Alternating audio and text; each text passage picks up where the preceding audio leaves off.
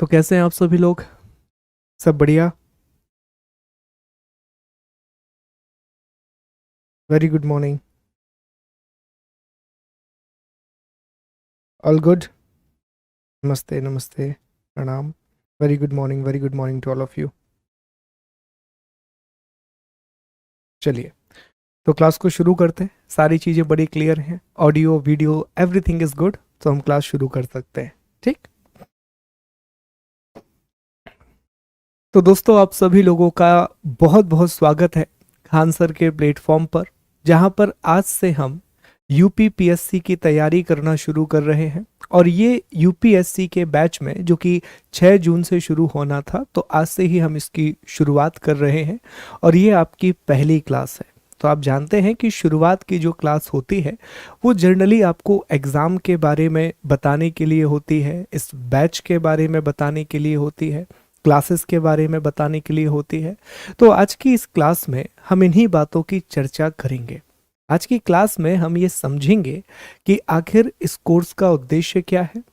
हम ये भी जानेंगे कि यूपीपीएससी का जो एग्ज़ाम होता है उसका पैटर्न क्या है, और एक मोटी मोटी रणनीति को हम डिस्कस करेंगे। अब आप ये भी कह सकते हैं कि सर आप डिटेल स्ट्रैटेजी क्यों नहीं बताएंगे। रीज़न ये है कि हर एक विषय के जो शिक्षक हैं वो आपको डिटेल स्ट्रैटेजी बताएंगे। तो पहले मैं अपना परिचय आपसे करा दूं कि मेरा नाम शुभम गुप्ता है और इस कोर्स में मैं आपको पर्यावरण, ऊर्जा और भूगोल पढ़ाने वाला हूँ। बहुत इंपॉर्टेंट सेगमेंट है, खासतौर पर प्रीलिम्स के पॉइंट ऑफ व्यू से। तो इसमें हम इन्वायरमेंट, ज्योग्राफी और एनर्जी वाला जो टॉपिक है वो मैं आपको कंप्लीट कराऊंगा। और बहुत समय तक अब लगातार आप मुझसे पढ़ने वाले हैं और बहुत सारी बातों को बहुत अच्छे से, इतने बेहतर तरीके से हम कवर करेंगे कि जब आप एग्ज़ाम देने के लिए जाएं तो जो आपने पढ़ा है उसी में से कम 90% प्रश्न आए, 90% क्वेश्चंस आए। ठीक है। तो इस क्लास का एजेंडा क्या है, कोर्स का एजेंडा क्या है, पहले 2 मिनट में आपको क्लियर कर देता हूँ। देखिए, आज की क्लास में दोस्तों जो टॉपिक हमें पढ़ना है, तो एक तो हमें इस कोर्स का परिचय, इस कोर्स के बारे में कुछ बेसिक बातें मैं आपको बता दूं। देखिए, ये जो कोर्स है, जैसा कि आपको दिख रहा होगा, ये एक फाउंडेशन कोर्स है।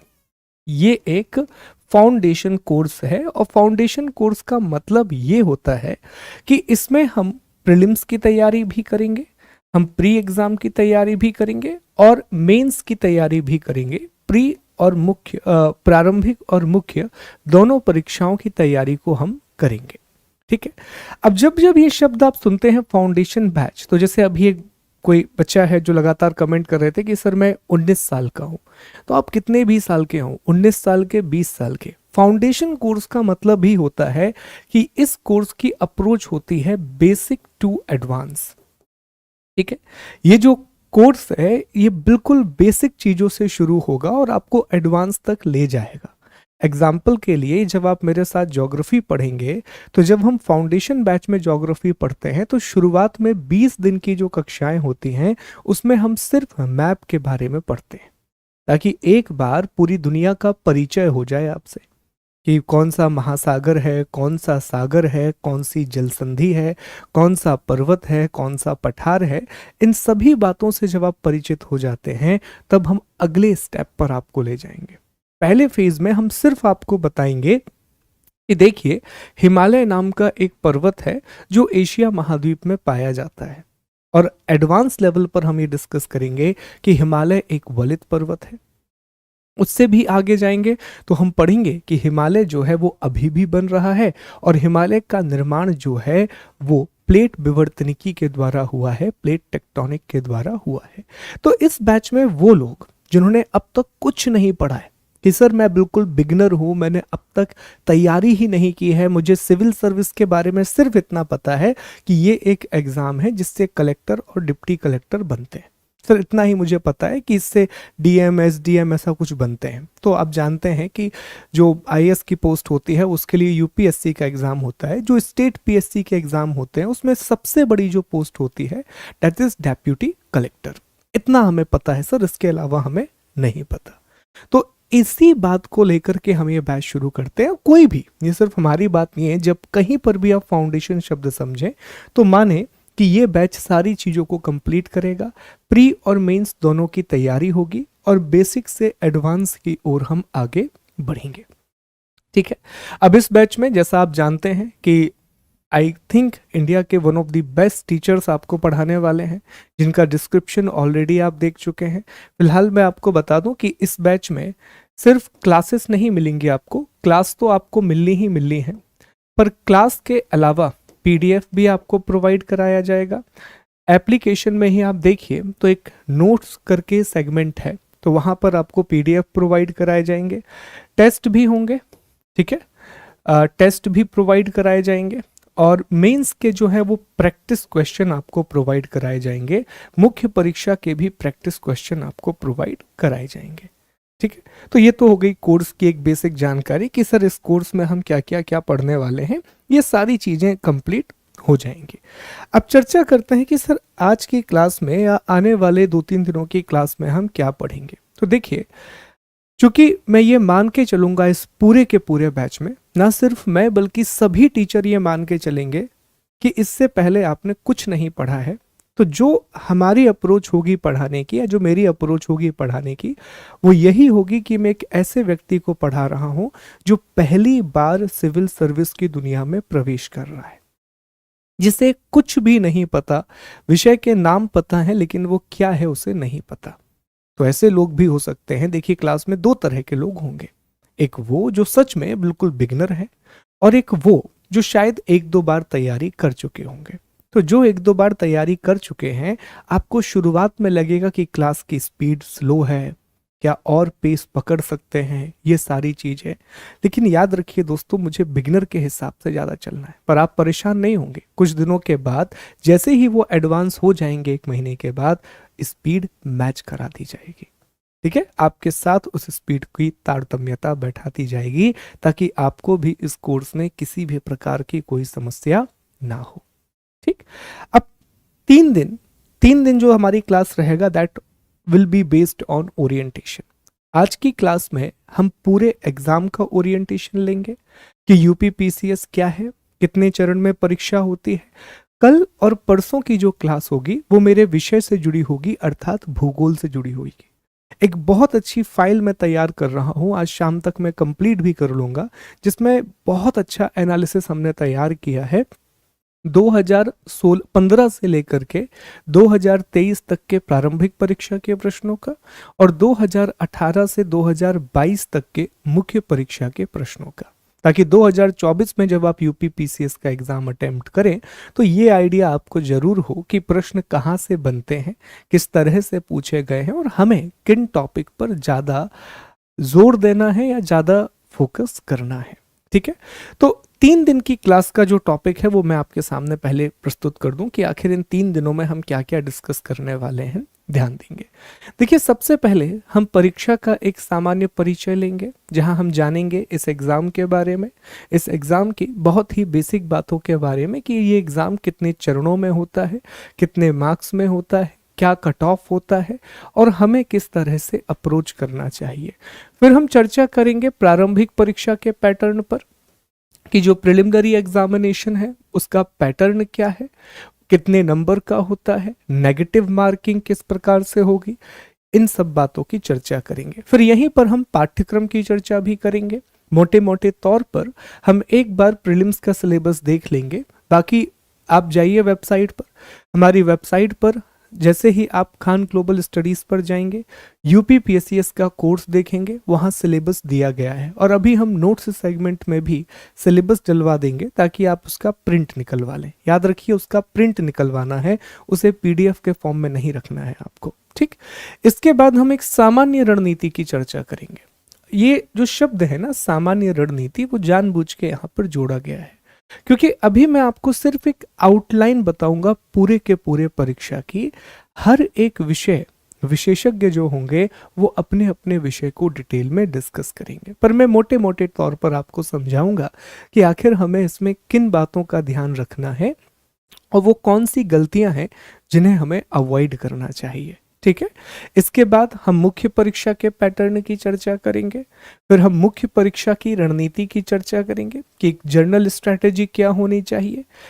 फिर हम कल की क्लास से ज्योग्राफी वाले सेगमेंट को डिस्कस करेंगे। पहले हम ज्योग्राफी प्रीलिम्स के सिलेबस को देखेंगे। ज्योग्राफी के प्रीलिम्स में जो प्रीवियस ईयर क्वेश्चन पूछे गए हैं 2015 से 2023 तक, उन सभी प्रश्नों का विश्लेषण करेंगे और उसमें से कुछ प्रश्नों को हम हल भी करेंगे, सॉल्व भी करेंगे।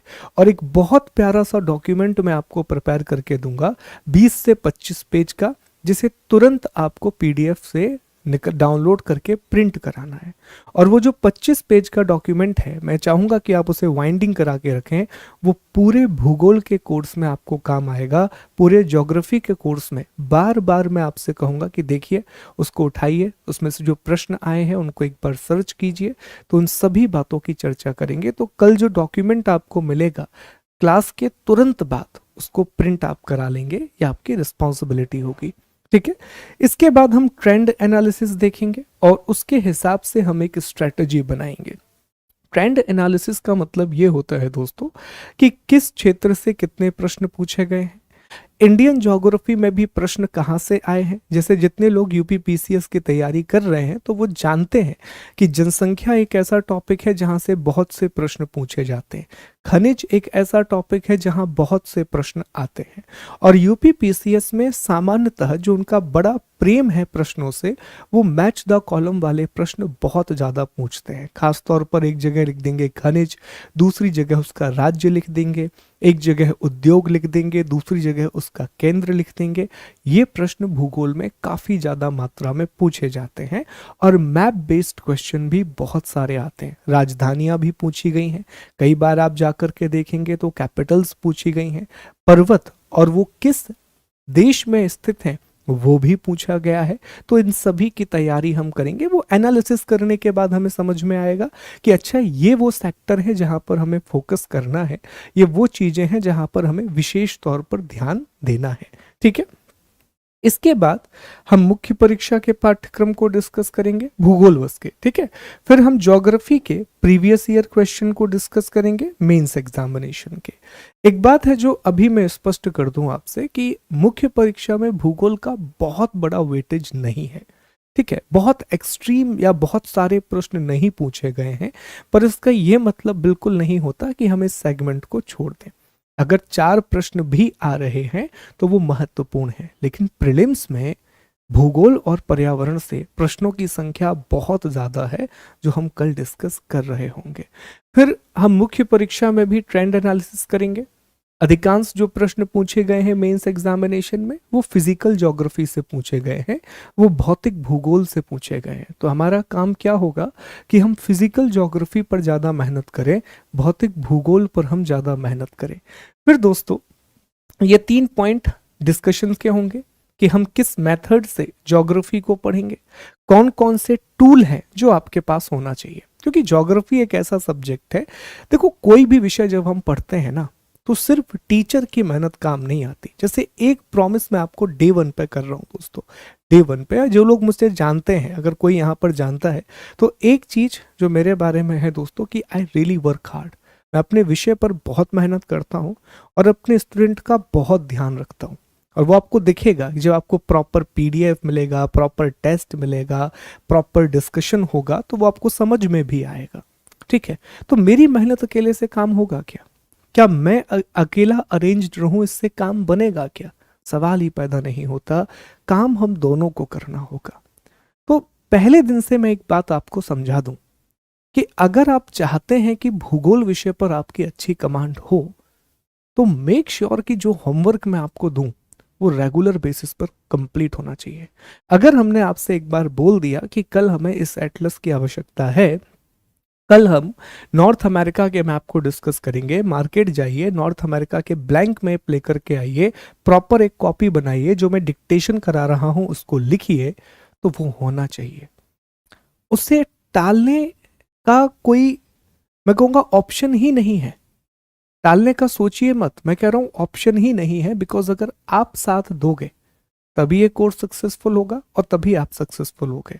तो जब दोनों लोग मेहनत करेंगे तभी ये कोर्स आगे बढ़ेगा। एनसीईआरटी का कोर्स अगर जो लोग ने किया है वो देख भी रहे होंगे कि हमने कितने अच्छे तरीके से उसको आगे बढ़ाया है। कि अब तक जो क्लासेस हुई हैं बहुत अच्छे तरीके से, पीडीएफ हो गया, नोट्स हो गए। और वहाँ पर मुझे अच्छी बात ये लगी कि जितने लोग हैं वो कॉपरेट करते हैं। अगर मैं कोई होमवर्क देता हूँ वो सर्च करके आते हैं। तो यही उम्मीद मैं आपसे भी करूँगा कि अगर आपको होमवर्क दिया है वो कंप्लीट करके आइए, बिकॉज ट्रस्ट मी, बस आप फॉलो करते जाइए। मैं कह रहा हूँ कि ये क्लास कर लीजिए, नोट्स पढ़ लीजिए। 80 to 85% क्वेश्चन जो ज्योग्राफी, इन्वायरमेंट और एनर्जी से बनेंगे वो आपके नोट्स से ही बनेंगे, यहीं से पूछे जाएंगे, क्योंकि यही वो चीजें हैं जो जर्नली पढ़ाई जाती हैं दोस्तों। ठीक है, तो मेक श्योर कि आप ये काम करें। कुछ पॉइंट है जो आपको तैयारी के समय याद करना है। और फिर हमारा पाठ्यक्रम, ये आवर करिकुलम का मतलब ये है कि हम प्री और मेंस के सिलेबस को मर्ज करेंगे, और सिलेबस को मर्ज करने के बाद हम एक एक पूरा सिलेबस डिजाइन करेंगे कि ये टॉपिक हमें पढ़ना है, और उससे भी इंपॉर्टेंट ये टॉपिक है जो हमें नहीं पढ़ना है। सारे टॉपिक नहीं पढ़ेंगे हम ज्योग्राफी में जो ट्रेडिशनल बुक्स में दिए रहते हैं, हम वही टॉपिक कवर करेंगे जो आपके कोर्स के लिए इंपॉर्टेंट है। एक और सवाल आ गया कि सर आप भूगोल कितने घंटों में कराएंगे? तो इसके लिए मुझे लगभग 60 क्लासेस लगेंगी। 60 से 70 क्लासेस में हम ज्योग्राफी को कवर करेंगे। 1 से 1.5 घंटे की क्लास होगी आपकी, और इस ड्यूरेशन में हम ज्योग्राफी को पूरा कंप्लीट करेंगे। और फिर 40 घंटे मुझे लगेंगे पर्यावरण करवाने में, एनवायरनमेंट कंप्लीट कराने में। तो वो आपका अगला कोर्स हम शुरू करेंगे। ठीक है, चलिए, तो यहाँ तक बात क्लियर है। ये हमेशा हम करेंगे, जब भी कोई टॉपिक हम पढ़ेंगे तो सबसे पहले उसके डायमेंशन डिस्कस करेंगे कि आखिर इस टॉपिक में हम क्या क्या पढ़ने वाले हैं, ताकि आपके पास भी एक ओवरव्यू रहे कि अच्छा इस टॉपिक में हम इतनी बातों को कंप्लीट करेंगे। यहां तक सारी बातें क्लियर हैं? ऑल गुड, समझ आ रहा है आप लोगों को? नील, अंकित, रूपेंद्र, ऑब्वियसली इंटरव्यू, वो तो हम ऑब्वियसली बोर्ड होगा इंटरव्यू के लिए, तो उसके लिए परेशान नहीं होना है, उसकी जानकारी भी आपको मिलेगी। क्लियर है? चलिए आगे बढ़ते हैं। तो सबसे पहले हम सामान्य परिचय की बात करते हैं। जैसे ही आप यूपीपीसीएस की वेबसाइट पर जाएंगे तो वहां लिखा हुआ है सत्यनिष्ठा, न्यायप्रियता, प्रतिबद्धता, योग्यता का सम्मान, राष्ट्र का निर्माण। ठीक है, गुणधर्मिता, पारदर्शिता, तो ये लिखा हुआ है, कोटेशन है। तो पहले एक बात समझिए दोस्तों कि आप लोग बताइए यूपीपीसीएस एग्जाम कितने स्टेजेस में होता है, कितने चरणों में होता है, बताएं एक बार। ऑप्शनल खत्म हो गया है, बिल्कुल ऑप्शनल खत्म हो गया है, बताइए। नहीं, कोई दिक्कत नहीं होगी। कितने चरणों में होता है पेपर? ऑप्शनल खत्म कर दिया गया है, ऑप्शनल नहीं है।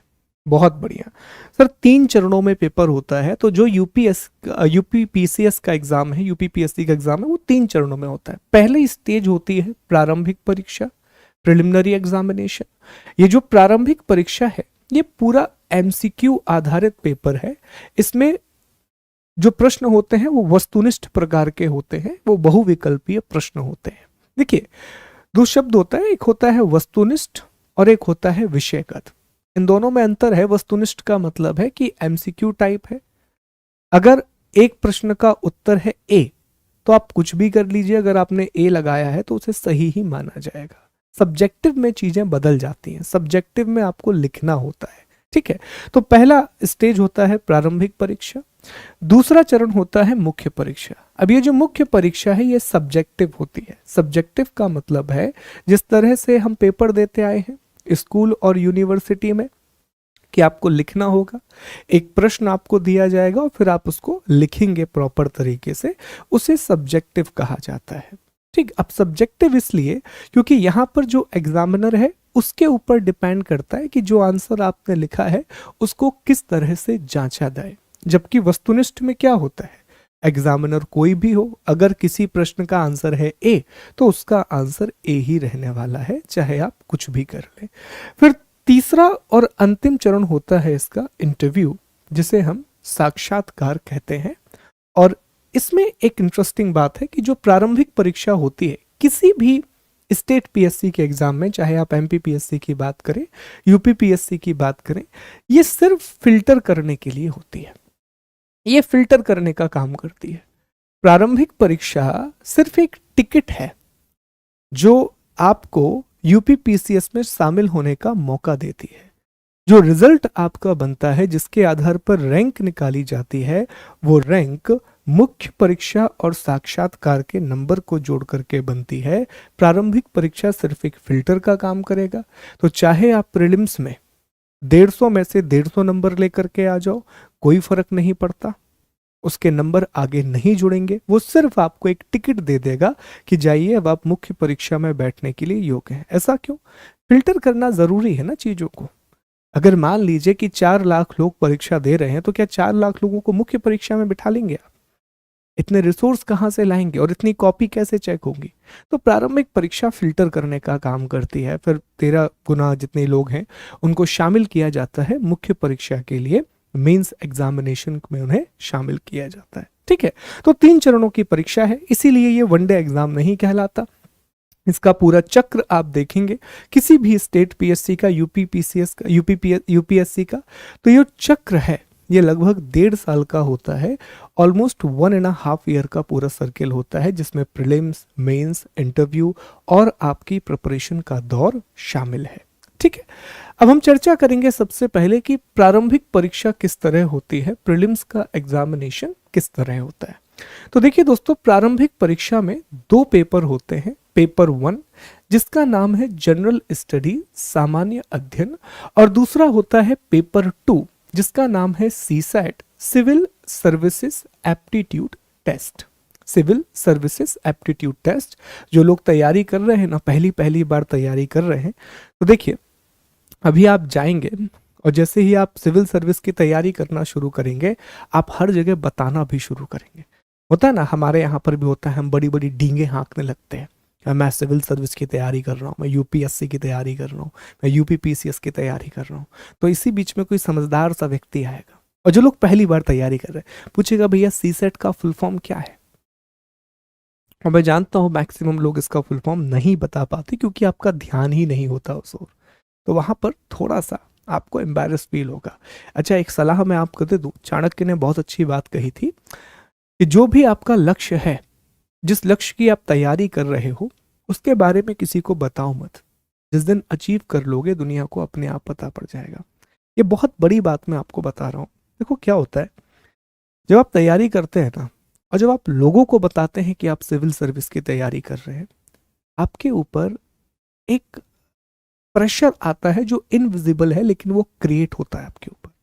आपको समझ ही नहीं आता, पर आपको प्रेशर इस बात का क्रिएट होता है कि मेरे दोस्त का पेपर निकल गया, मेरे मामा की लड़की, मेरे मामा का लड़का तैयारी कर रहा था, उसका पेपर निकल रहा है, मेरे घर वाले क्या बोलेंगे, मेरे पड़ोसी क्या बोलेंगे, एक प्रश्न कोई क्या पूछेगा।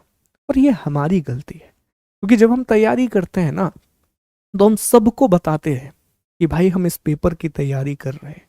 तो मैं फिर से कह रहा हूं, अगर ऐसा किया है तो मत बताओ। आप जानते हैं कि आपका लक्ष्य क्या है, डिंडोरा पीटने की जरूरत नहीं है। क्यों अपने ऊपर एक प्रेशर क्रिएट कर रहे हो? खुद तैयारी करो, जब सिलेक्शन हो जाएगा सबको पता चल जाएगा। नहीं होगा तो कुछ दिक्कत ही नहीं है, कम से कम एक प्रेशर से तो बचे, है ना, एक डिप्रेशन में जाने से तो बचे। ये चीज आपको विशेष तौर पर ध्यान रखनी है। अब ये जो प्रीलिम्स का पेपर है, तो जैसा हमने आपको बताया कि ये मल्टीपल चॉइस क्वेश्चन इसमें होते हैं, ये एमसीक्यू बेस्ड होता है। इसमें एक प्रश्न होगा, उसके 4 विकल्प दिए जाएंगे, सही विकल्प का आपको चयन करना है, नंबर मिलेंगे। अगर गलत विकल्प को चुना तो नंबर काटे भी जाएंगे, मतलब इसमें माइनस मार्किंग भी है। दोनों पेपर में, पेपर 1 में भी है और पेपर 2 में है, दोनों में नेगेटिव मार्किंग होती है, माइनस मार्किंग होती है। कैसे होती है, चलिए इसको समझते हैं। तो सबसे पहले एक बात समझें दोस्तों, कि जो पेपर 1 है ये जनरल स्टडीज का पेपर है, और सामान्यतः हम इसे बोलते हैं जीएस, है ना। जीएस का फुल फॉर्म ही क्या होता है, जनरल स्टडीज। जनरल स्टडीज का मतलब होता है सामान्य अध्ययन, कि हर एक विषय की एक सामान्य जानकारी आपको होनी चाहिए, एक बेसिक अंडरस्टैंडिंग आपको होनी चाहिए। पर हम ये भूल जाते हैं, जनरल स्टडीज लिखा भी हुआ है, फिर भी हम धीरे धीरे देखते हैं कि एक विषय को लेकर के हमारा ऑब्सेशन बढ़ जाता है। हम चीजों को लेकर के बहुत जल्दी ऑब्सेस्ड होते हैं, ये ह्यूमन का एक नेचर है दोस्तों, है ना। ऑब्सेशन जानते होंगे आप लोग। तो धीरे धीरे पता चला कि एक विषय में आप महारथी बनने की कोशिश करने लगते हैं। यार मुझे ज्योग्राफी बड़ी पसंद है यार, ठीक है, शुभम सर ने पढ़ाया था, चलो मैं इस पर और रिसर्च करता हूँ। सर ने ये टॉपिक छोड़ दिया, क्यों छोड़ दिया यार, मैं पढ़ूंगा ना, मैं रिसर्च करूंगा इस पे, कंप्लीट करता हूँ। ठीक है, अरे यार वो टीचर ना ऊपर ऊपर से पढ़ा रहा है इस टॉपिक को, डिटेल में क्यों नहीं जा रहा। आप समझ ही नहीं रहे हो कि वो डिटेल में क्यों नहीं जा रहा, क्योंकि वहां से प्रश्न ही नहीं बनता, इसलिए वो डिटेल में नहीं जा रहा है। एक टॉपिक छोड़ा गया है तो उसका रीजन है कि वहां से प्रश्न नहीं आ रहा। लेकिन आप एक्सपर्टीज लाने की कोशिश करोगे और उस चक्कर में आप समझ ही नहीं पाते कि आपको इतना बड़ा सिलेबस कवर करना है, एक विषय नहीं पढ़ना है आपको। देखो एज अ टीचर मेरा काम क्या है, 3 विषय दिए गए मुझे, मैं 3 विषय पढ़ाऊंगा आपको, इस साल पढ़ाऊंगा, फिर यही 3 विषय मैं एमपीपीएससी में जाके पढ़ाऊंगा, अगले साल फिर पढ़ाऊंगा।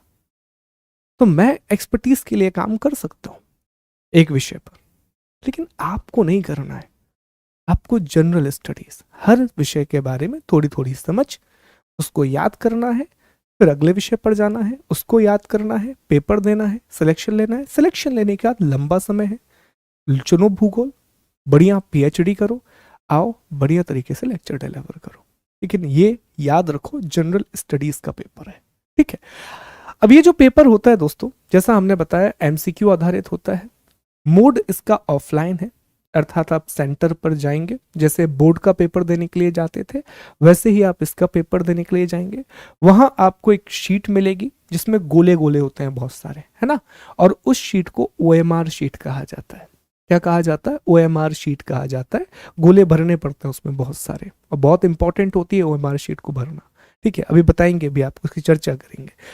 ये जो प्रश्न है जीएस का, इसमें 150 प्रश्न पूछे जाएंगे, 150 क्वेश्चंस विल बी आस्क्ड, और 200 नंबर का ये पेपर होगा। बड़ा अजीब सा लगता है कि सर 150 क्वेश्चन 200 नंबर, 300 कर देते या फिर 150 कर देते, कैलकुलेशन आसान हो जाती। लेकिन यहाँ पर कहानी उल्टी है, 150 क्वेश्चन है, 200 नंबर है। इसका मतलब एक प्रश्न जो है उसके लिए लगभग 1.33 अंक दिए जाएंगे एक सही जवाब चुनने पर। और जैसा हमने आपको बताया कि इसमें नेगेटिव मार्किंग है, इसमें नेगेटिव मार्किंग है 1/3। सर इसका मतलब क्या हुआ? 1/3 नेगेटिव मार्किंग का मतलब हुआ, जैसे मान लीजिए कि आपने एक प्रश्न सही किया, तो सही करने पर आपको कितने नंबर मिल गए? 1.33, इतने नंबर आपको मिल गए। 1/3 नेगेटिव मार्किंग है, तो इसका मतलब अगर 3 प्रश्न आपने गलत कर दिए, मान लीजिए कि 3 प्रश्न के आपने गलत जवाब दिए, तो ये जो नंबर आपको मिला था ना 1.33, अब ये गायब हो जाएगा, अब ये आपको नहीं मिलेगा। तो 1/3 की नेगेटिव मार्किंग है। अगर 3 प्रश्न आप गलत कर देते हैं तो एक प्रश्न जो आपने सही किया था वो नल एंड वाइड हो जाएगा।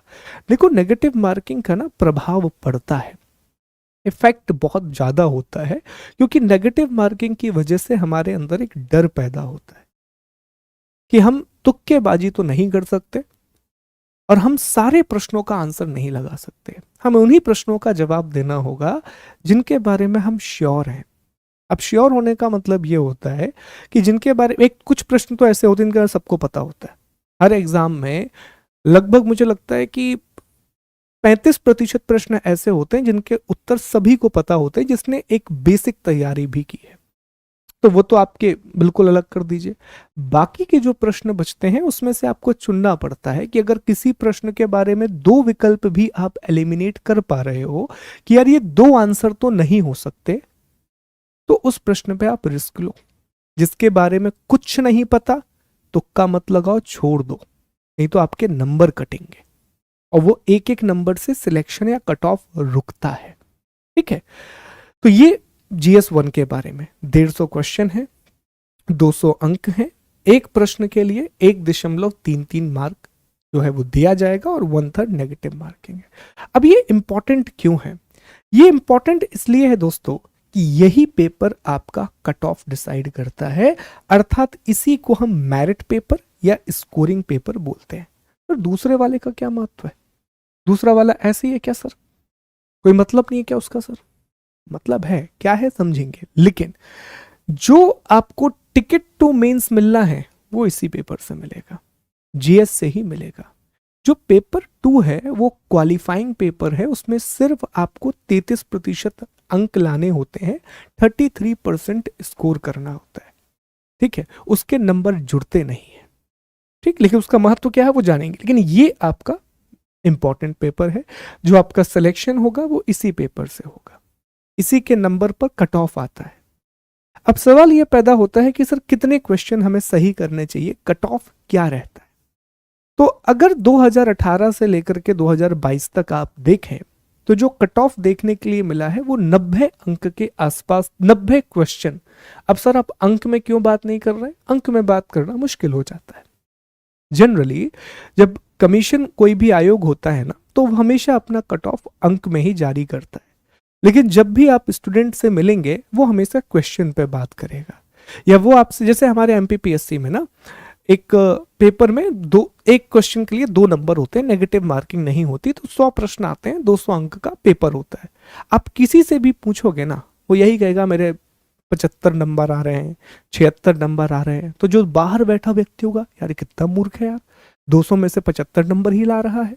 लेकिन ऐसा नहीं, उसका अर्थ ये होता है कि उसने क्वेश्चन मान लिया है, तो उसने एक क्वेश्चन के लिए 1 नंबर मान लिया है। तो ऐसा यहां पर भी कैलकुलेशन आसान है कि 150 में से अगर आप 90 प्रश्न तक सही करते हैं तो आप सेफ जोन में हैं। एक आध बार हुआ है, जैसे शायद मुझे याद है 2018 के आसपास की बात है, जब कट ऑफ 90 के ऊपर चला गया था। अदरवाइज जो कट ऑफ है वो 90 के इर्द गिर्द ही रहता है। इससे कम भी आया है, 87 भी है, 84 भी आया है, 86 भी आया है। इसीलिए हमने 90 को एक मीन माना है, एवरेज माना है, कि अगर 150 में से 90 प्रश्न आपने सही कर दिए, याद रखिएगा सही करना है, नेगेटिव मार्किंग के बाद। समझ रहे हैं इस बात को? इसीलिए नेगेटिव मार्किंग इंपॉर्टेंट है कि 90 आपके सॉलिड सही होने चाहिए, नेगेटिव मार्किंग को अलग करके। तो 90 क्वेश्चन अगर आप बना देते हो तो आप प्रीलिम्स निकाल लोगे, आप प्रीलिम्स को क्वालिफाई कर लोगे।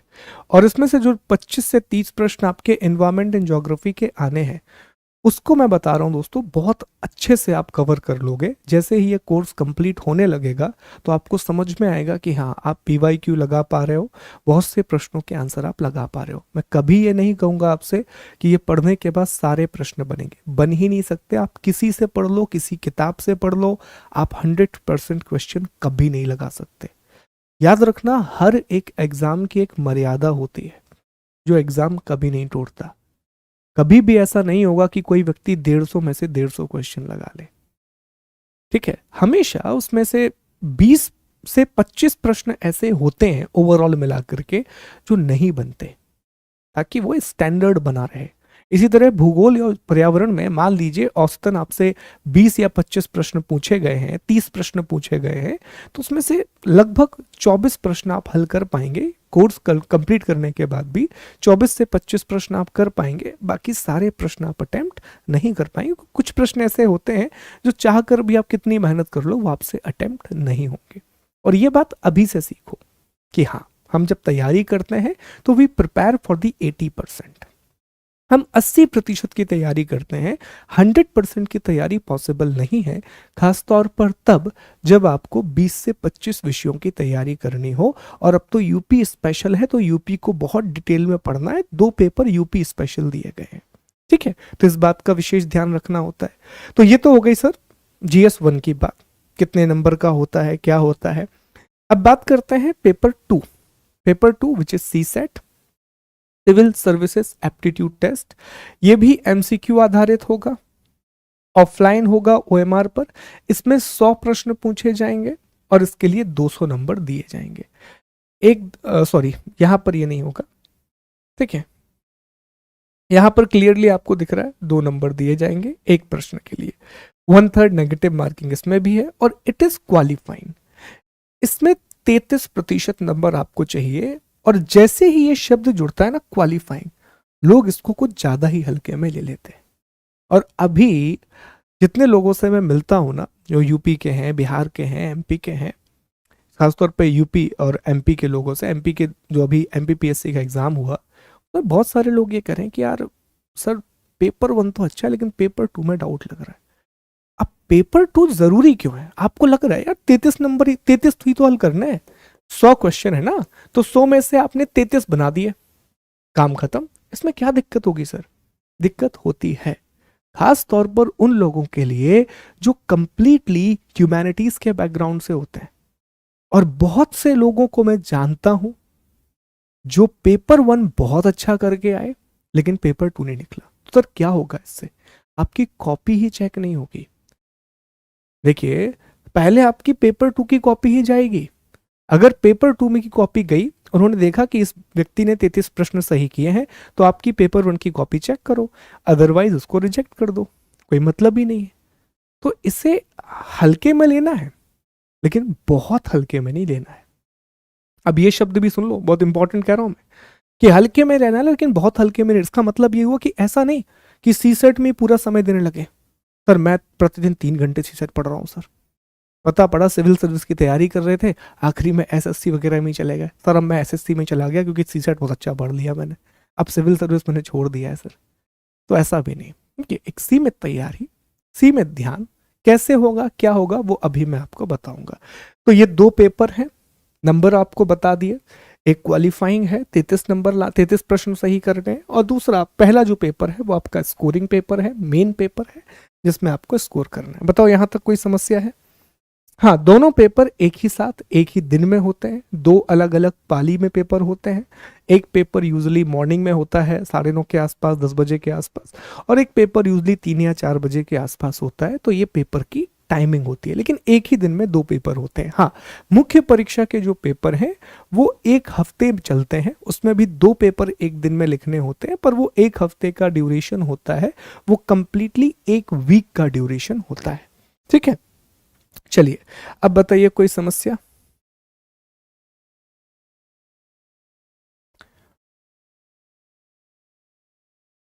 ऑल गुड, ठीक है, चलो बहुत ध्यान से आगे बढ़ते हैं, अगले इस पे आते हैं। अब एक जरा सिलेबस को हम देख लें, ऊपर ऊपर पर सिलेबस को देख लें कि सिलेबस क्या है, क्या क्या पूछा जाएगा, एक बेसिक आइडिया ताकि आपको मिल जाए। हिंदी इंग्लिश दोनों में दिया गया है। तो पहले टॉपिक में उन्होंने लिखा है कि भैया करंट अफेयर्स पूछा जाएगा, और करंट अफेयर्स बहुत इंपॉर्टेंट है यूपीपीसीएस के लिए, बहुत इंपॉर्टेंट है। ठीक है, current event national and international. फिर भारत का इतिहास और राष्ट्रीय आंदोलन अलग से लिखा है, मतलब 1885 से 1947 तक की जो हिस्ट्री है वो विशेष ध्यान से पढ़नी है, क्योंकि वो अलग से उन्होंने लिखा है। History emphasis should be socio economic political aspect of Indian history. ठीक है, चलिए इसके बाद ये जो हम पढ़ेंगे, भारत एवं विश्व का भूगोल, geography, Indian and world geography, ये हम डिस्कस करेंगे।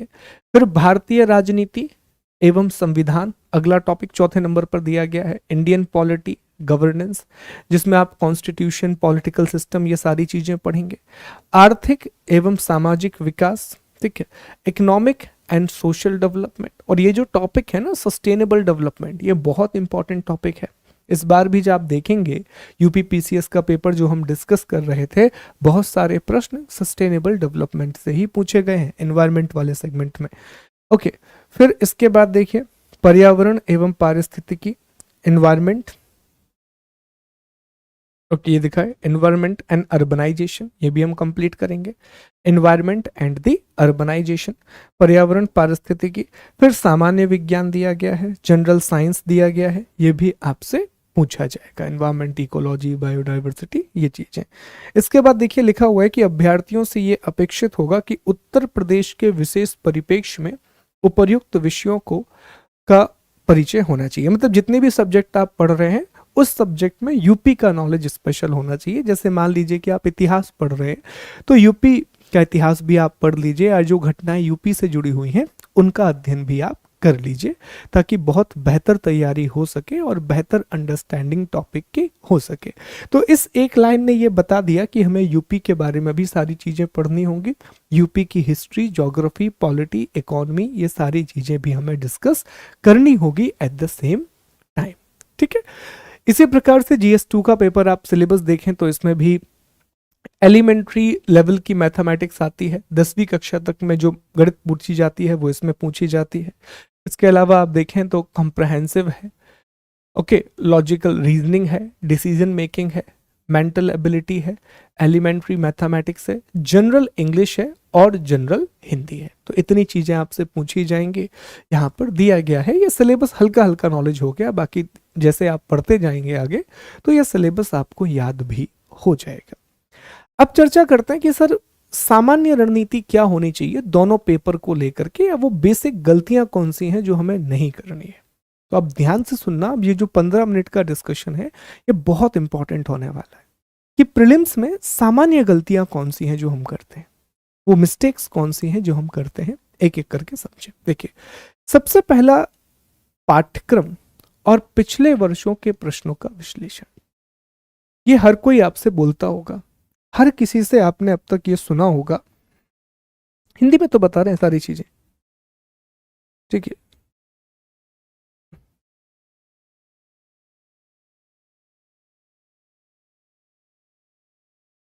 हाँ, दोनों लैंग्वेज साथ में। अब ध्यान दीजिए आप जरा इस चीज पे। चलो अब ध्यान दो आप लोग, समझिए इस बात को कि जो प्रारंभिक, आपने हमेशा से ये बात सुनी होगी जब भी आप किसी भी पेपर की तैयारी करने के लिए जाते हैं कि यार सिलेबस बहुत इंपॉर्टेंट है, सिलेबस पर फोकस कीजिए, सिलेबस इज नेसेसरी। हमेशा सुना होगा, मैंने भी सुना है बचपन से कि यार सिलेबस बहुत जरूरी होता है, और मैंने पढ़ा भी सिलेबस, पर फ्रैंकली स्पीकिंग मैं उससे उतनी गहरी बातें समझ नहीं पाया वो क्या है। तो अब एक बात आप समझें, सिलेबस अधूरा है जब तक आप उसे पीवाईक्यू से नहीं जोड़ते।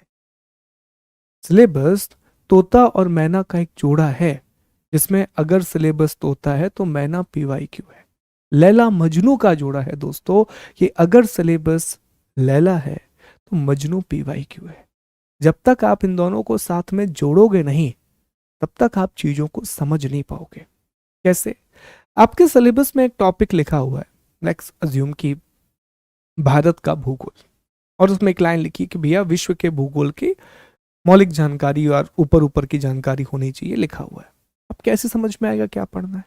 तो जब आप ये सिलेबस का पॉइंट रखोगे और सामने प्रीवियस ईयर क्वेश्चन रखोगे, तब आपको दिखेगा कि ओके ओके, ज्योग्राफी में अगर इन्होंने लिखा है कि विश्व के भूगोल की सामान्य जानकारी, तो सामान्य जानकारी में क्या पूछा है? अच्छा, पर्वत पूछे हैं, पर्वत में भी क्या पूछा है? पर्वत का नाम पूछा है और देश का नाम पूछा है। अच्छा, राजधानी पूछिए, कैपिटल पूछिए, ठीक ठीक, तो आपको नॉलेज होगा, तब आप उसको समझ पाओगे। हम कोशिश क्या करते हैं कि यार हम सिलेबस पढ़ें और हमको समझ में आ जाए, नहीं आएगा, ठीक है। सिलेबस को आपको जोड़ करके देखना होगा, तब आपको समझ में आएगा। प्रीलिम्स के साथ भी ऐसा ही करना है, मुख्य परीक्षा के साथ भी ऐसा करना है, दोनों को सामने रखना है, और सामने रख के फिर पढ़ेंगे आप, तो चीजें आपको बहुत बेहतर तरीके से याद होंगी और बहुत बेहतर तरीके से आप उन्हें समझ पाएंगे। तो ये बहुत ज़रूरी है, और ये इसलिए भी ज़रूरी है कि सिलेबस को जब आप एनालाइज करते हैं तो यहीं से आपको पता चलेगा कि वो कौन से टॉपिक हैं जो हमें नहीं पढ़ना है। देखो, सिविल सर्विस एग्जामिनेशन की तैयारी में जितना इम्पोर्टेंट ये है कि हमें क्या क्या पढ़ना है, उससे भी ज़्यादा इम्पोर्टेंट है कि हमें क्या नहीं पढ़ना है, क्योंकि टॉपिक बहुत सारे हैं। अगर एक विषय के सभी टॉपिक को आप पढ़ना शुरू कर दोगे तो बर्डन आपके ऊपर बहुत पड़ेगा। इसीलिए सिविल सर्विस की तैयारी में जहाँ से भी आप पढ़ते हैं, शिक्षकों से आप पढ़ते हैं, वो बहुत से टॉपिक स्किप करते हैं, क्योंकि वो जानते हैं कि यहाँ से प्रश्न नहीं आया है, आ जाए तो किस्मत की खेल है, अदरवाइज वहाँ से प्रश्न नहीं आया है तो उसको हम स्किप करेंगे, ताकि आपके ऊपर बर्डन कम हो, ताकि आपके ऊपर समस्या कम से कम आए। तो ये पहला काम है, जो आप कैसे करेंगे वो हम समझेंगे इस बात के लिए। दूसरा फिर जो तरीका है कि सबसे महत्वपूर्ण क्या है, तो अगर दोस्तों अपने अब तक के सिलेबस को एनालाइज किया है, तो सबसे इंपॉर्टेंट इसमें इतिहास, हिस्ट्री, भूगोल, ज्योग्राफी, एनवायरमेंट, और इसमें पॉलिटी भी है, और करंट अफेयर्स, ये सबसे इंपॉर्टेंट सेगमेंट है। खास तौर पर ज्योग्राफी, एनवायरमेंट, पॉलिटी और हिस्ट्री, ये मोस्ट इंपॉर्टेंट सेगमेंट है। अधिकांश प्रश्न, लगभग लगभग 80 से 90 जो प्रश्न है वो यहीं से बनते हैं। आप उठा करके देखिएगा पुराने सालों के पेपर, बहुत सारी किताबें आपको मिल जाएंगी, तो उसमें यहीं से प्रश्न बनेंगे।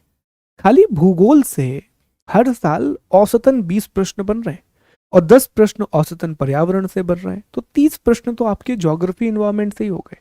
इतने ही प्रश्न पॉलिटी से बनते हैं, इतने ही प्रश्न करंट अफेयर्स और हिस्ट्री से बनते हैं।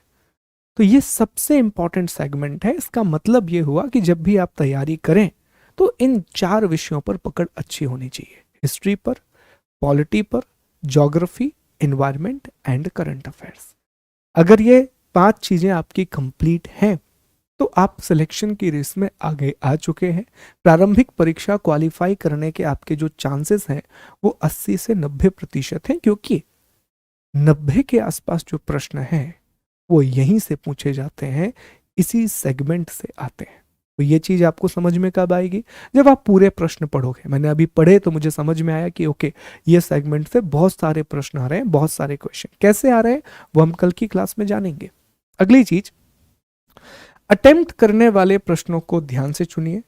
ओके, अब ये जरा समझें, ये अब आपके लिए इंपॉर्टेंट है। ये कभी भी मैं ना, अगर एमपीपीएससी में हम कभी भी ये डिस्कस नहीं करते कि प्रश्नों को ध्यान से अटेम्प्ट करो, सवाल ही पैदा नहीं होता, नेगेटिव मार्किंग नहीं है, नहीं भी है तब भी पूरे लगा के आओ। ठीक है, एमपीपीएससी में हमसे एक व्यक्ति आके पूछा कि सर अब बताइए हम कितने प्रश्नों को अटेम्प्ट करें। ने कहा भैया कैसा प्रश्न कर रहे हो, ठीक है आपको पता है नेगेटिव मार्किंग नहीं है, पूरे प्रश्न अटेम्प्ट करके आओ, सही है गलत है देख लेना, अगर एक आधी सही हो गया तो बोनस ही तो मिलना है आपको। ठीक है, तो जब नेगेटिव मार्किंग नहीं होती ना तो हर बल्लेबाज के लिए फ्री हिट होता है, लेकिन आपके लिए फ्री हिट नहीं है साहब, आपके लिए हर एक डिलीवरी एक लीगल डिलीवरी है। तो आप ध्यान से इस बात को सिलेक्ट करना है, क्योंकि समझें इस बात को कि अगर यहां पर आपने तुक्केबाजी की, अब तुक्केबाजी कौन करते हैं? तुक्केबाजी वो करते हैं जो बिल्कुल पढ़ के नहीं आते, तो उनके लिए तुक्केबाजी करना चाहिए, आपका स्वागत है, आपके लिए कुछ बोलने की जरूरत नहीं है। लेकिन वो लोग जो पढ़ के गए हैं वो तुक्केबाजी बिल्कुल नहीं करेंगे। याद रखिए, दो प्रश्नों को बिल्कुल नहीं छेड़ना। एक ऐसा प्रश्न जिसके बारे में कुछ नहीं पता, 4 ऑप्शन देखे, कुछ समझ नहीं आता, हाथ मत लगाओ, आगे बढ़ जाओ। दूसरा, जिसके बारे में पता है लेकिन 3 विकल्प ऐसे हैं जिनके बारे में कुछ नहीं पता, समझ ही नहीं आ रहा, छोड़ दो। सिर्फ ऐसे प्रश्नों को अटेम्प्ट करो जिसमें या तो आपने 2 विकल्पों को एलिमिनेट कर लिया है, या फिर आपको एक बेसिक अंडरस्टैंड, या फिर सॉलिड पता है तो फिर तो बात ही खत्म हो गई।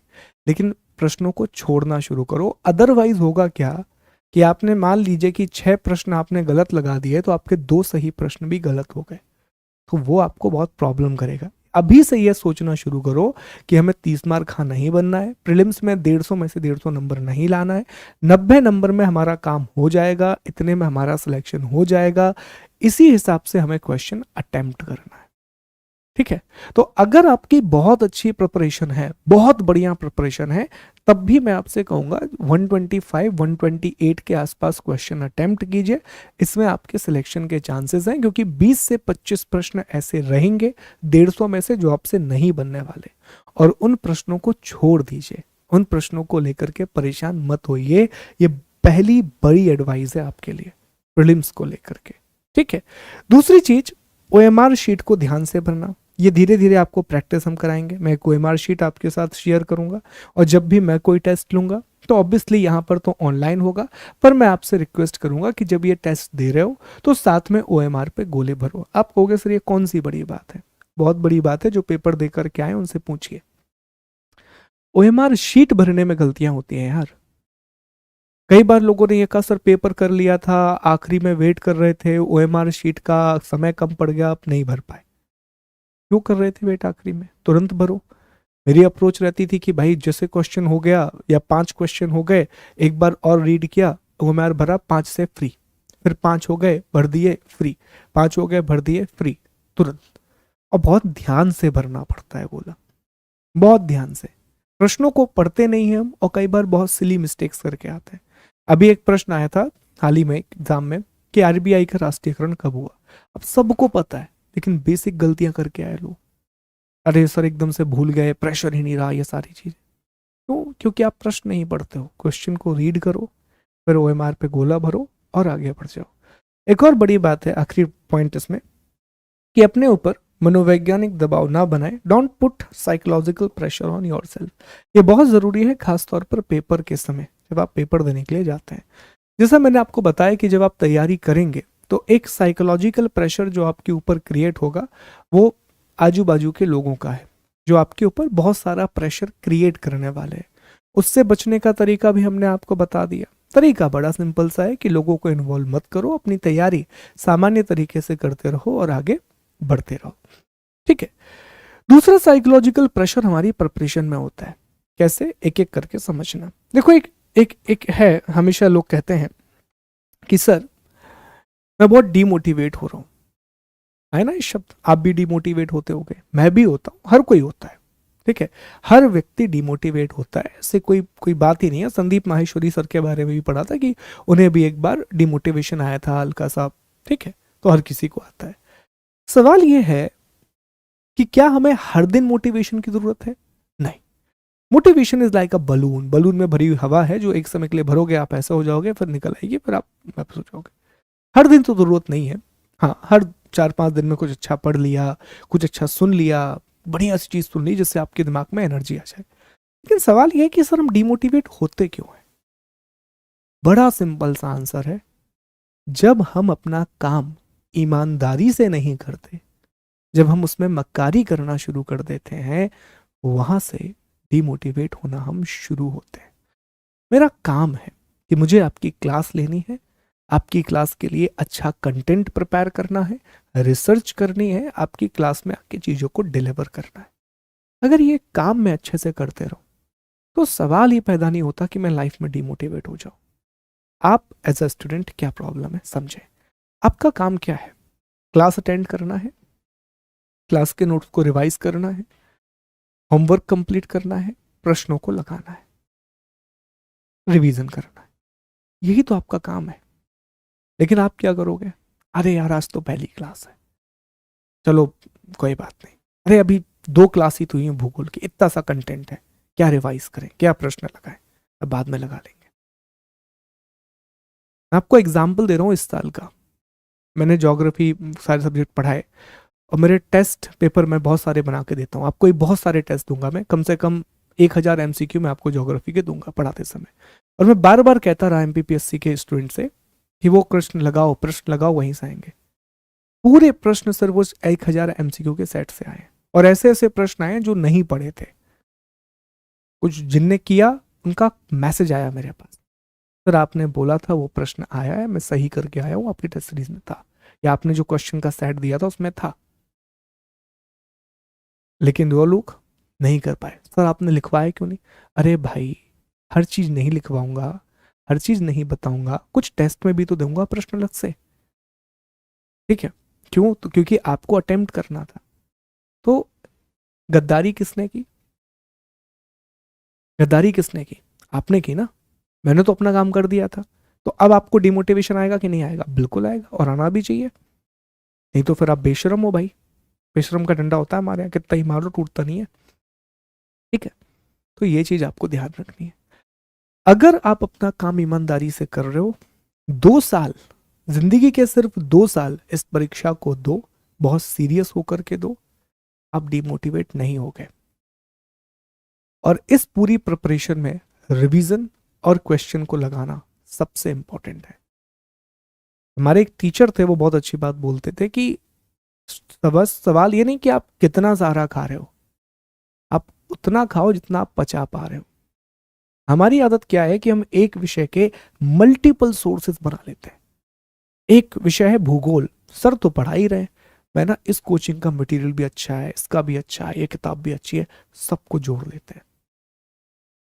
आप समझ ही नहीं पाते कि आपको 20 से 22 विषय तैयार करना है। एक विषय में अगर आप 4 किताबें पढ़ोगे तो आपको 10 साल लगेंगे खाली सिलेबस पूरा करने में। बाकी छोड़ दीजिए, सिलेबस पूरा करने में आपको 10 साल लगेंगे, आपका सिलेक्शन नहीं होगा। समेटना सीखो, चीजों को फैलाना मत सीखो, है ना। ये चीज आना चाहिए समेटना कैसे है। जब भी हम क्लास करेंगे ना, मैं आपको आयाम बताता हूँ, क्यों? ताकि चीजें समिटी रहे। हर क्लास के पहले रिवीजन करवाऊंगा, क्यों? आप चीजों को वापस से कनेक्ट कर लो। टॉपिक खत्म करने के बाद समरी लिखवाऊंगा, क्यों? क्योंकि समझ जाए कि भाई 10-12 पेज का पीडीएफ है, 12 पेज के पीडीएफ को एक पेज में लाना सीखो, ताकि जब पेपर देने जाओ तो पूरी भूगोल 100 पेज में होनी चाहिए, 100 पेज में ज्योग्राफी है, खट से रिवाइज हो जाएगी एक बार। ये अप्रोच होनी चाहिए, है ना। तो ये बहुत जरूरी बात है। Revision is the key, short note banana is the key, attempt किसको करना है किसको नहीं वो जरूरी है, और प्रीवियस ईयर क्वेश्चन का एनालिसिस बहुत जरूरी है। समझ रहे हैं इस बात को? This is very very much important, ठीक है। चलिए आगे बढ़ते हैं। ओके, इसके बाद सी सेट। अब सी सेट के बारे में ना यहीं से सवाल शुरू होता है, सर फुल फॉर्म ही नहीं पता। और चिल, ऐसे अक्षय कुमार बन के खड़े हुए हैं, दुनिया में जो होगा देखेंगे, है ना। सी सेट के बारे में अप्रोच ही है सर, ठीक है हो गया, क्वालिफाइंग ही है, कर लेंगे। ये पता है, ये डायलॉग जब सी सेट में अक्षय कुमार वो लोग बनते हैं ना जो मैथ बैकग्राउंड से, समझ में आता है, वो अक्षय कुमार बन सकते हैं, कोई दिक्कत नहीं है सर, आराम से चिल होके। लेकिन जो लोग ह्यूमैनिटीज से पढ़े हुए हैं, जिन्होंने कभी मैथ वगैरह नहीं पढ़ा, भैया आपके लिए जरूरी है सी सेट। आप समझ ही नहीं रहे हो कि अगर 33 नंबर यहां पर नहीं आए तो अगला पेपर आपका चेक ही नहीं होना है। तो क्या करें सर, दिन भर सी सेट पढ़े, पूरे टाइम सी सेट पढ़ते रहे? नहीं, मैंने क्या कहा था, हल्के में लेना है, बहुत हल्के में नहीं लेना है। इसका तरीका क्या है, पहले तो ये आपको पता होना चाहिए कि क्या सी सेट में आप कमजोर हो या नहीं। अच्छा एक बात आप समझो, मैंने ना बीएड किया, और बीएड में हमें एक टॉपिक पढ़ाया जाता था, बहुत डिटेल में पढ़ाया था हमारे टीचर ने टॉपिक, वो था व्यक्तिगत विभिन्नता। वो टॉपिक क्या था, व्यक्तिगत विभिन्नता, इंडिविजुअल डिफरेंसेस या पर्सनालिटी डिफरेंसेस होते हैं, ठीक है।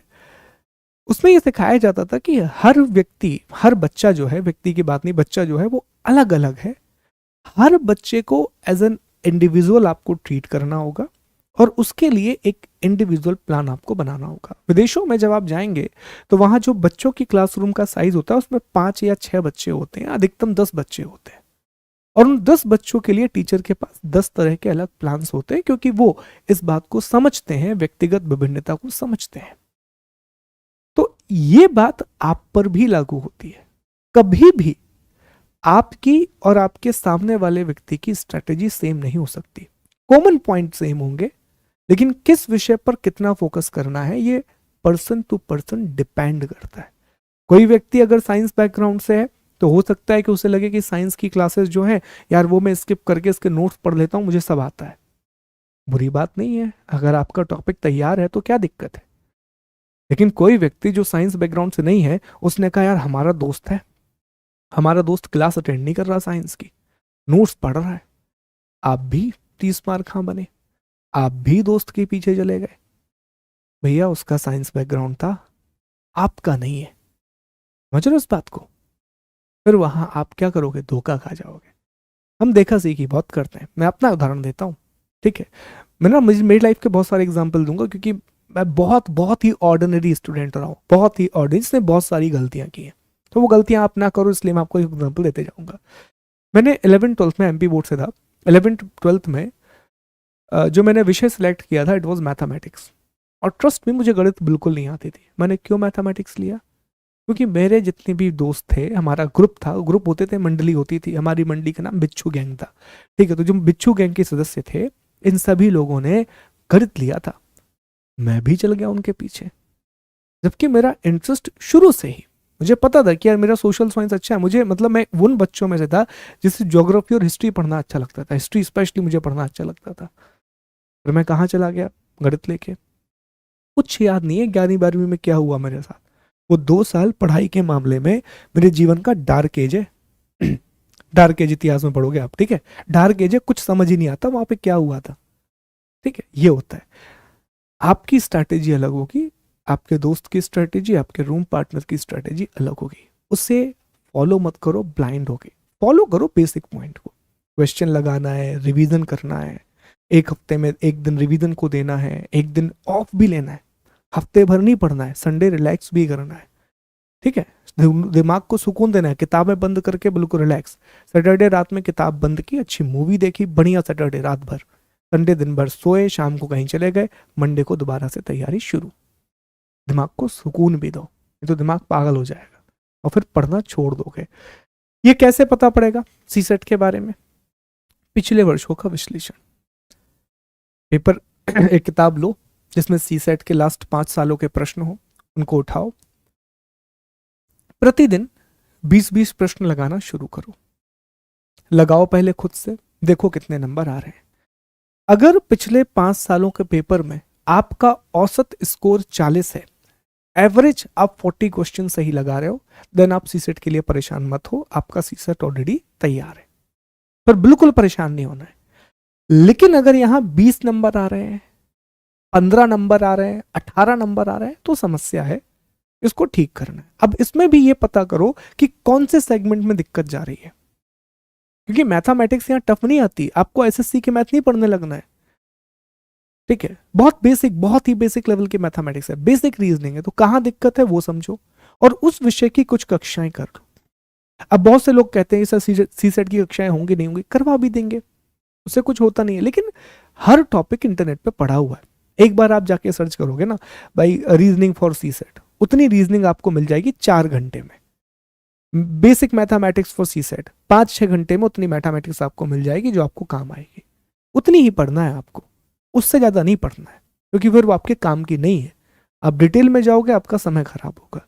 तो सी सेट, रिमेंबर ये लाइन दिमाग में बिल्कुल रख लो अंदर, सी सेट को हल्के में लेना है, बहुत हल्के में नहीं। तो ये चेक करो और फिर देखो कौन से प्रश्न में, इसमें भी ध्यान रखना अटेम्प्ट बहुत अच्छे से करना।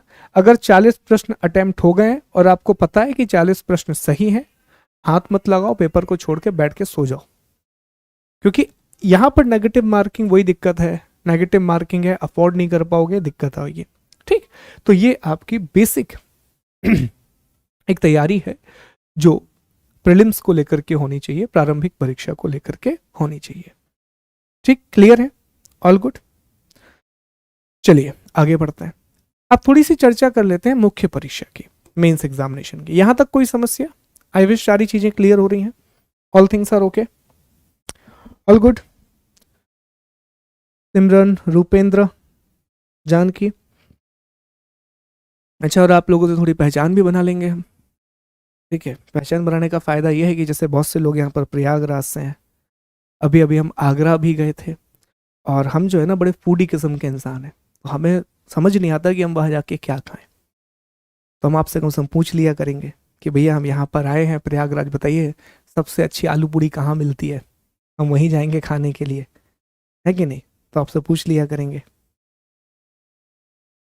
नहीं, मैं दोनों लैंग्वेज पढ़ाऊंगा। अच्छा, दिल्ली से, गोरखपुर से, ठीक है, ओके ओके। तो आप लोगों से पहचान बनाने का फ़ायदा है, क्योंकि रास्ता तो वहीं से होके जाता है। अच्छा, गोंडा से, चलिए सब लोग बताने भी लग रहे हैं, हम यहाँ से बेस्ट ऑफ बेस्ट बता देंगे आप लोग। चलो ठीक है, तो आप ही लोग जब भी कहीं आया करेंगे ना उस साइड, तो पहले बैच में हम बता दिया करेंगे कि भैया हम यहाँ पर आ रहे हैं, तो आपसे मुलाकात भी हो जाएगी और साथ ही साथ में अच्छा खाना भी खा लेंगे, ठीक है। चलो ठीक है, आगे बढ़ते हैं। बाइलिंगुअल बैच है, आप देख भी रहे होंगे कि सारी चीज़ें हिंदी इंग्लिश में लिखी हुई हैं, पर सारी चीज़ें मैं हिंदी में बताऊंगा, टर्म्स पूरे इंग्लिश में रहेंगे, डिक्टेशन इंग्लिश में रहेगा, तो दोनों लैंग्वेज को बहुत अच्छे से लेकर के चलेंगे साथ में, हिंदी इंग्लिश दोनों चीज़ें रहेंगी। चलिए अब मुख्य परीक्षा की बात करते हैं। तो जैसा हमने आपको अभी बता दिया कि prelims is only a filter, आपका जो रैंक बननी है वो मुख्य परीक्षा और इंटरव्यू दोनों के नंबर को जोड़ करके बननी है, मेंस और इंटरव्यू के नंबर को जोड़ करके बढ़नी है। तो यहां से ना एक एक नंबर आपके लिए मैटर करेगा, क्योंकि आपकी रैंक, और रैंक के हिसाब से ही आपकी पोस्ट तय होती है। जो रैंक, क्योंकि जब भी सिविल सर्विस का एग्जाम होता है तो उसमें बहुत सारी पोस्ट होती है, 15 से 20 पोस्ट होती है, और वो आपकी रैंक के हिसाब से आपको मिलती है, ठीक है। चलिए ध्यान दीजिए, पैटर्न की हम बात करें दोस्तों, तो अब नए पैटर्न के हिसाब से मुख्य परीक्षा में कुल 8 पेपर हैं, टोटल 8 पेपर्स होंगे, और कुल 1500 नंबर का पेपर होगा। नया पैटर्न आया है, आप जानते हैं, ऑप्शनल हटाया गया है, which is a very good decision. Optional को हटाना एक बहुत अच्छा डिसीजन है, क्योंकि मेरा भी ये पर्सनली मानना है कि ऑप्शनल नहीं होना चाहिए, इवन यूपीएससी में भी ऑप्शनल नहीं होना चाहिए। That is one of the very good decision, ठीक है। पहले 2 ऑप्शनल होते थे यूपीएससी में, एक है, और मुझे आगे पूरा भरोसा है कि आगे यूपीएससी में भी ऑप्शनल हट जाएंगे। एमपीपीएससी में भी रिसेंटली आप देखें 2014 के आसपास ऑप्शनल हटा दिया गया था, अब यहाँ पर भी हटा दिया गया है। तो 8 पेपर हैं, और 8 पेपर में 1500 नंबर हैं, 1500 मार्क्स है। कैसे हैं जरा इनके बारे में समझिए। 6 पेपर इसमें जीएस के हैं, GS1, GS2, GS3, GS4, GS5, GS6। GS का मतलब क्या है? General studies. जीएस का मतलब क्या है? General studies. तो 6 पेपर तो आपके जीएस के हैं, और इसके अलावा 2 पेपर हैं, एक है हिंदी का और एक है निबंध का, ठीक है। हिंदी और निबंध। कितने पेपर हो गए? कुल 8 पेपर हो गए, और 8 पेपर के लिए मार्क्स कितने दिए गए हैं? जो टोटल नंबर आपको दिए गए हैं दैट इज 1500, कुल 1500 अंक आपको दिए गए हैं। ध्यान दीजिए अब कैसे दिए गए हैं। तो ये जो GS1 से लेकर के GS6 तक के पेपर हैं, इसमें आपको हर पेपर के लिए 3 घंटे का समय मिलेगा और हर पेपर 200 नंबर का होगा। तो कितने हो गए? 6 दूनी 12। तो सर 1200 तो यही हो गए। कितने हो गए? 1200। हिंदी और ऐसे का जो पेपर है ये 150 नंबर का होगा। 150 कितने हो गए? 300। तो 1200 ये और 300 ये कितने हो गए साहब? टोटल हो गया सर 1500, 1500। क्लियर है? 8 पेपर है। जीएस के जो 6 पेपर हैं उसमें हर पेपर 200, 3 घंटे का समय। हिंदी और ऐसे का पेपर 150 का होगा। कुल हो गए 1500। अब जरा पैटर्न समझिए। ऐसे का पेपर जब ऐसे और हिंदी पढ़ेंगे तो वहां सर आपको बताएंगे, इसका पैटर्न आप समझो। ये जो पेपर आपका होगा तो इसमें अगर मान लीजिए कि पेपर है एक पेपर, जैसे जीएस 1 ले लें, तो जीएस 1 में 200 अंक हैं, तो उसमें 12 नंबर के 10 प्रश्न पूछे जाएंगे और वो आपको 200 शब्दों में लिखना है। 8 नंबर के 10 प्रश्न पूछे जाएंगे जो आपको 125 शब्दों में लिखना है। 10 प्रश्न 12 नंबर के हैं, 200 शब्द में लिखोगे। 10 प्रश्न 8 नंबर के हैं, 125 शब्द में लिखोगे। विच मीन्स आपको 3 घंटे में 20 प्रश्न हल करना है और 3250 शब्द लिखना है। डरा नहीं रहा हूं, मेरा उद्देश्य आपको डराना बिल्कुल नहीं है, बस मैं परिचय करा रहा हूं ताकि ये लक्ष्य है आपका। ये जो स्लाइड है ना आपके सामने रखना हमेशा, इस टारगेट पर पहुंचना है। और एक दिन में होने हैं 2 पेपर, एक सुबह होगा एक शाम को होगा। ठीक है?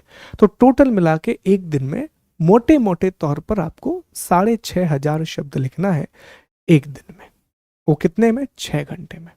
यहीं से मैं आपको बताऊंगा स्ट्रेटेजी क्या होनी चाहिए क्या नहीं है। फिलहाल हमें इतना पता चल गया कि पेपर कैसे होंगे। 6 पेपर जीएस के होना है। एक पेपर में 200 प्रश्न, 200 अंक हैं। 200 अंकों को डिवाइड किया गया है। 8 प्रश्न 10 नंबर के हैं, और सॉरी 10 प्रश्न जो है, 10 प्रश्न जो है वो 8 तो 80 हो गए, और यहाँ पर 12 जो है वो 10 तो 120 हो गए। टोटल कितना आ गया? 200। कितना आ गया? 200 आ गया। क्लियर है? All good.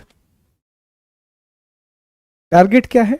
3 घंटे में 20 प्रश्न और 3250 शब्द। तो ये तो हो गया सर मेंस का फॉर्मेट, और ये जैसा हमने बताया 150 नंबर का ईच है, तो वो दिक्कत नहीं जाएगी। अब रणनीति क्या होनी चाहिए, स्ट्रैटेजी क्या होनी चाहिए? तो पहले तो बेसिक पॉइंट की चर्चा हम कर लें। बेसिक पॉइंट यही है सर जो आपने अभी प्रीलिम्स में बताया कि पाठ्यक्रम और पिछले वर्षों के प्रश्नों का विश्लेषण। यहां भी same analysis of syllabus and the previous year question. ये बिल्कुल सेम बात है जो हमने अभी डिस्कस की, मेंस पर भी वो लागू होगी। अगर आप कोई भी विषय पढ़ रहे हैं उसका टॉपिक देखिए, टॉपिक देखने के बाद आप ये समझिए कि वहां से किस तरह से प्रश्न पूछे गए हैं और हमें किस चीज को पढ़ना है, आंसर कैसे लिखना है। देखो यहाँ पर आंसर राइटिंग जो है which is similar to UPSC, क्योंकि वहां पर भी प्रश्न 200 शब्दों में ही पूछे जाते हैं, यूजली 125-200 शब्दों में पूछे जाते हैं, पर क्वेश्चन का लेवल उतना ज्यादा नहीं है। हाँ, मैं ये नहीं कहूँगा कि लेवल नहीं है, हाल ही में प्रश्नों का लेवल बढ़ा है। मुख्य परीक्षा में पहले सीधे प्रश्न थे, वो प्रश्न टेढ़े होना शुरू हुए हैं, पर इतने टेढ़े नहीं हुए कि हम समझ ना पाए। अगर आपने विषय को पढ़ा है तो हर एक प्रश्न के बारे में आप लिख पाओगे। कैसे लिखोगे वो हम कोर्स में डिस्कस करते जाएंगे जैसे जैसे हम कोर्स को आगे बढ़ाएंगे। ठीक है?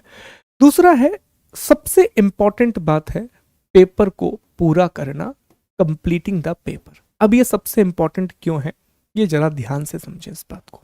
देखो, हमने अभी डिस्कस किया कि सर हमें 3 घंटे में 180 मिनट में 3250 शब्द लिखने। अब 2 प्रश्न मैं आपसे पूछूंगा, आंसर करना यस और नो। मोस्ट इंपॉर्टेंट बात क्या है? सिलेक्शन उसी का होगा जो पेपर पूरा करके आएगा। अगर आपने 20 में से 20 प्रश्न अटेम्प्ट नहीं किए तो आपके पेपर में सिलेक्ट होने के चांसेस कम है। पहली बात मुझे आप ये बताओ कि क्या आप 180 मिनट बिना रुके बिना सोचे लिखते रहोगे? यस और नो में जवाब दो सभी लोग। क्या आप 180 मिनट बिना रुके बिना थके सिर्फ लिखते रहोगे? यस और नो में जवाब लो। सवाल ही पता नहीं होता। अगर एक प्रश्न आपके सामने आएगा तो पहले आप थोड़ा सोचोगे ना, फ्रेमिंग तो करोगे उस प्रश्न की। जैसे मान लीजिए कि एक प्रश्न आपके सामने आया कि उष्णकटिबंधीय चक्रवातों को समझाइए, इसकी विशेषताओं का वर्णन कीजिए। तो दिमाग में फ्रेम तो करोगे कि यार परिचय में क्या लिखना है, मेन बॉडी क्या होगी और कंक्लूजन क्या होगा। तीन ही हिस्से होते हैं आंसर के, भूमिका, इंट्रोडक्शन, मेन बॉडी मुख्य जो हिस्सा होता है, और फिर कंक्लूजन। ये तीन ही हिस्से होते हैं, इसके अलावा चौथा हिस्सा नहीं होगा आपके आंसर में। ठीक है, तो आप सोचोगे, फ्रेमिंग बनाओगे और कंटेंट भी तो सोचोगे, फैक्चुअल डेटा भी सोचोगे कि अच्छा उष्णकटिबंधीय चक्रवात की बात हो रही है तो यार ये मेंशन कर देते हैं कि इंडिया में कहाँ पर ये साइक्लोन का सेंटर है, कौन है जो उसको पूरा का पूरा जांचता है। हाल ही में जो कुछ चक्रवात आए उनके नाम लिख देते हैं कि यार ये चक्रवात आए थे, इनके कुछ नाम भी लिख देते हैं। ये भी तो एनालाइज करोगे। क्या ये मैं कह सकता हूं कि ये पूरा काम करने में आपको 1.5 मिनट लग जाएगा या 2 मिनट लग जाएगा, फ्रेमिंग बनाने में? लग सकता है ना, लग सकता है।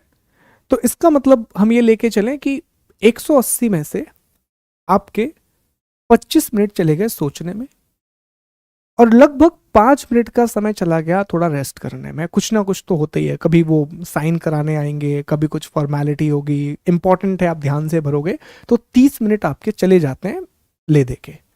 अब बचते हैं 150 मिनट। तो 150 मिनट में हमें 3250 शब्द लिखने हैं। पहला क्वेश्चन, क्या यह संभव है? बिल्कुल संभव है, असंभव तो नहीं है क्योंकि लोग पेपर पूरा करते हैं।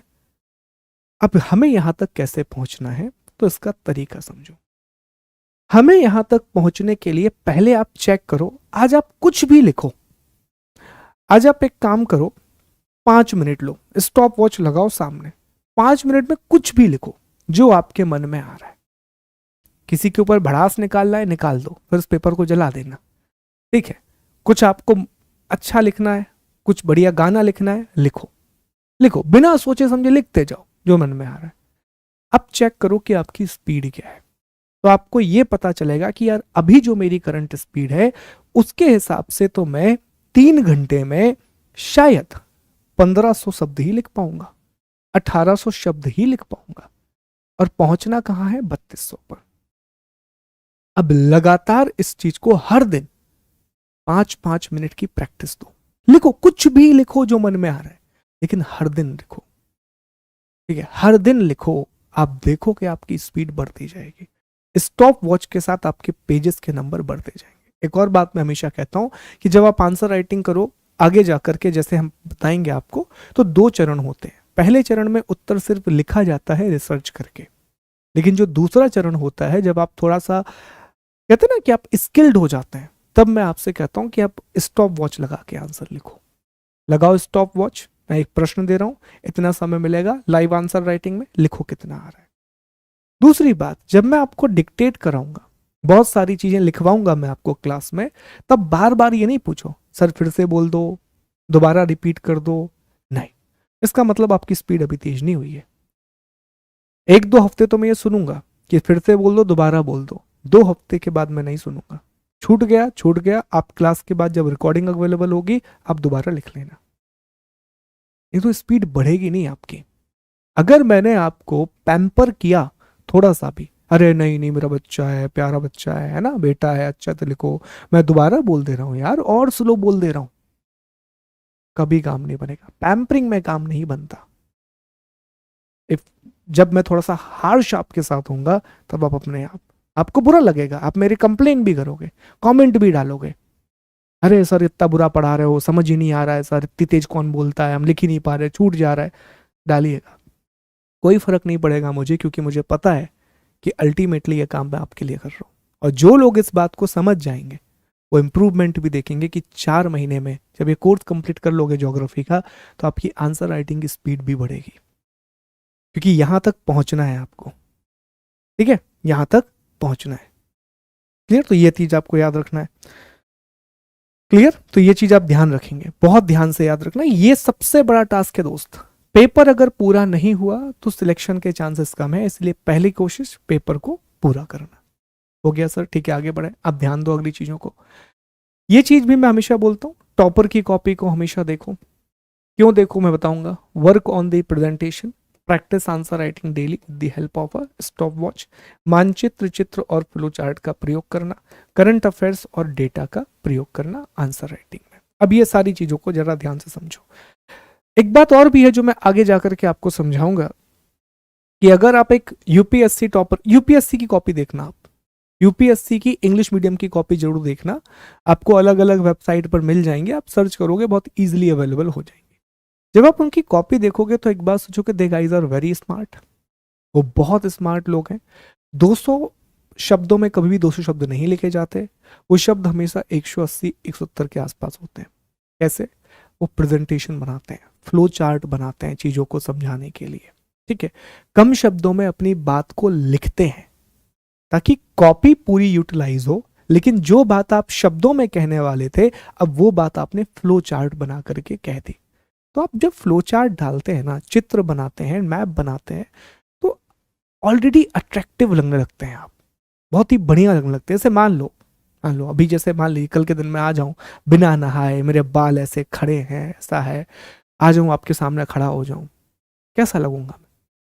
और फिर मैं आपसे कहूं कि चलो भैया सिलेक्ट करना है इनको मॉडलिंग के लिए, अगली पिक्चर आप बना रहे हो, शुभ गुप्ता को लेना है, शुभ गुप्ता ऐसे खड़े हैं, आप ऐसा रिजेक्ट करो कि भैया दोबारा इनको मत लेके आना, ठीक है। लेकिन इसी चीज को मैं अच्छा सुबह उठूं, बढ़िया नहाऊं, बढ़िया फेस वॉश कर लिया, एक क्रीम भी लगा ली, शेविंग वेविंग कर ली, अच्छे बाल हैं, छोटे छोटे प्यारे प्यारे बाल हैं, आपके सामने खड़ा हुआ, तो कम से कम आप मुझे कंसीडर तो करोगे, है ना, कि हाँ यार ठीक है, अच्छा दिख रहा है, ठीक है। ठीक यही बात अप्लाई होती है आपके आंसर पर। आंसर में जब आप प्रेजेंटेशन स्किल को ऐड करते हैं, फ्लो चार्ट बनाते हैं, डायग्राम बनाते हैं, अट्रैक्ट करता है लोगों को, एग्जामिनर को अट्रैक्ट करता है कि यार ये कुछ नया कर रहा है, ये कुछ इनोवेशन ला रहा है। और याद रखिए प्रशासन में ऐसे लोगों की जरूरत है जिनके पास आइडिया है, जो इनोवेशन करना जानते हैं, क्योंकि समस्या तो वही है जो पहले थी, वो और कॉम्प्लिकेट हो गई है।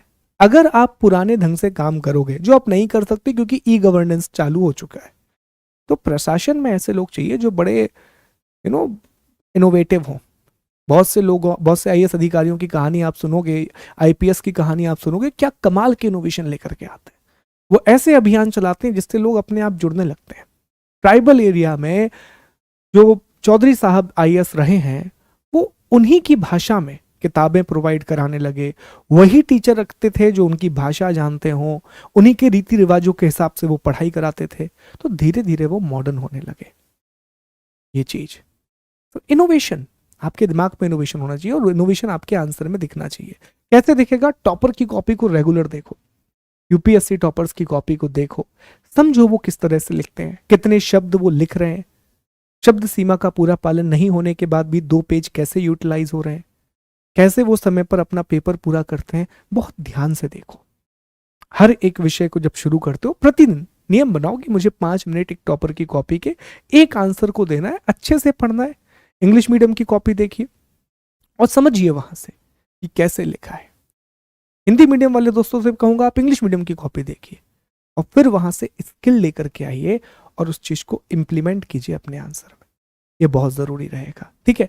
इसी में जब आप ये पूरा काम करेंगे तो आप, मैं वैसे आपको बताऊंगा पूरे सब्जेक्ट में, तो आप करंट अफेयर्स और डेटा, ये बहुत इंपॉर्टेंट है। डेटा सबसे ज्यादा इंपॉर्टेंट होता है आज के जमाने में, कि आपके आंसर में डेटा होना चाहिए। अर्थक्वेक के बारे में लिख रहे हैं, कुछ डेटा होना चाहिए, कुछ बेसिक डेटा इकोनॉमी का होना चाहिए जो आपको आगे जाकर के पता चलेगा। तो डेटा और करंट अफेयर्स का उपयोग करना है, मैप, डायग्राम और फ्लो चार्ट का उपयोग करना है। अब ये आंसर राइटिंग कैसे होगी तो वो मैं आपको सिलेबस जब कंप्लीट हम करेंगे, जब हम आपको आंसर लिखवाएंगे, तो वहीं पर आपको हम बताते जाएंगे, ठीक है।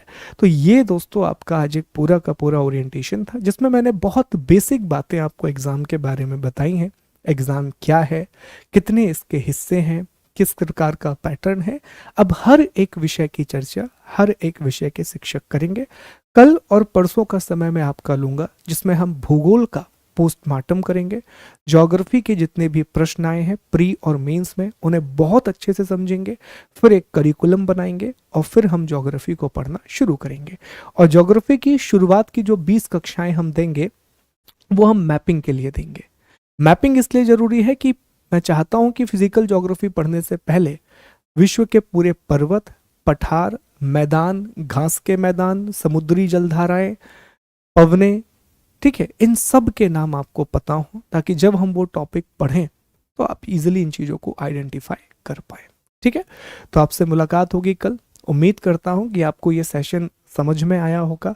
ओरिएंटेशन क्लासेस अभी 2 दिन और चलेंगी मेरी, फिर हम विषय पर मैपिंग पढ़ना शुरू करेंगे। ठीक है, तो थैंक यू सो मच दोस्तों। जय हिंद, जय Bharat, take care, God bless you all of you. All good, ठीक है, थैंक यू नज़मा, खुशबू, बिल्कुल देख सकते हैं। नहीं नहीं, एक बात मैं अभी क्लियर कर दूं कि जो मेरी क्लास होगी ज्योग्राफी की, वो सुबह 9:45 पर शुरू होगी। आज कुछ पहली क्लास थी, टेक्निकल एरर आ गया कुछ, जिस वजह से 10 मिनट लेट हो गई। हम शार्प 9:45 शुरू करेंगे और क्लास जो है वो लगभग 11 से 11:15 के आसपास क्लास जाएगी। ठीक है, 1.25 से 1.5 घंटे की क्लास होगी। Okay, thank you so much. हाँ, दोबारा रिकॉर्डेड देख सकते हैं, 1 घंटे में रिकॉर्डिंग प्रोवाइड हो जाएगी। Okay, goodbye, take care दोस्तों, टेक केयर, बाय बाय।